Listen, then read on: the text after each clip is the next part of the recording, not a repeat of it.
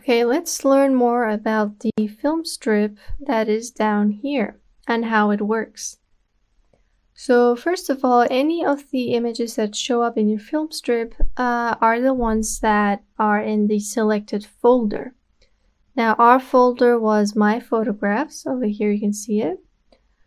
And you could change the source. You could go to another folder if you'd like.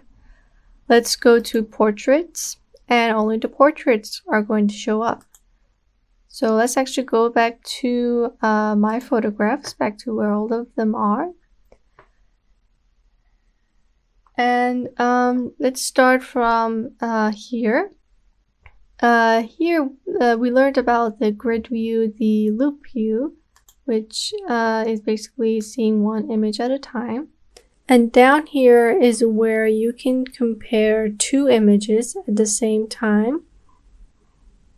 And this would be helpful if I have like two images of the same subject and I want to see which one is better.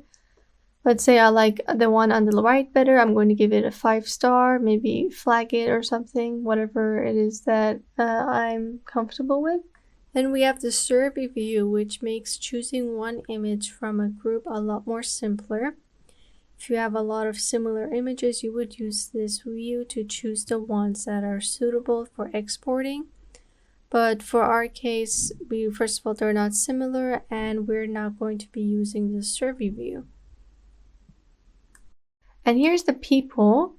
Lightroom detects faces, and this is a lot easier if I just wanted to edit the portraits.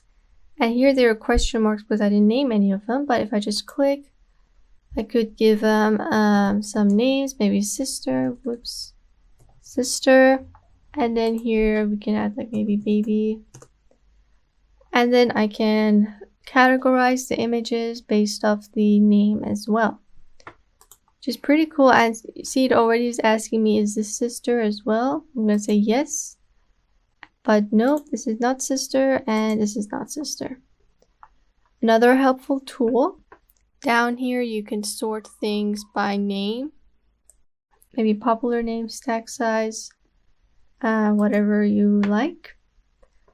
And then down here you can actually open two windows. If I go here, I can open a second window that, don't worry, like this one's still here. And I could have a closer look at the images. Let me go on this. Maybe I can examine the photo here on a more closer look and then do other things here. So I could do some multitasking. Let's close that off. And then this is the view, library grid. Just goes back to where we were.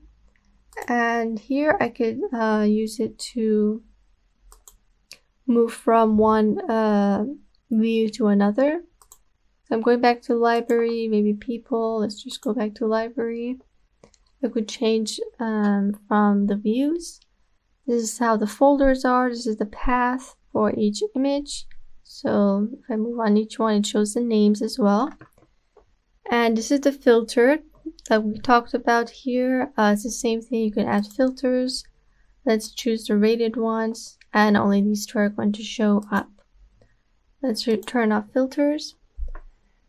And this is how the film strip works.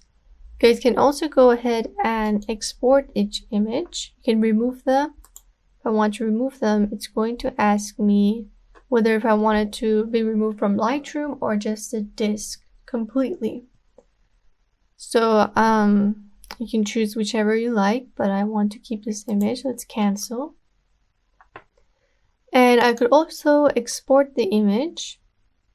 Export it here. Create copies. Give it a flag, rating, edit in, and then I can bring it into Photoshop and add to collection and so many other things. But you could basically export by clicking, or export here, or export from file. Okay, here, export with different options. And if I press this, I can get rid of the film strip if I need more space.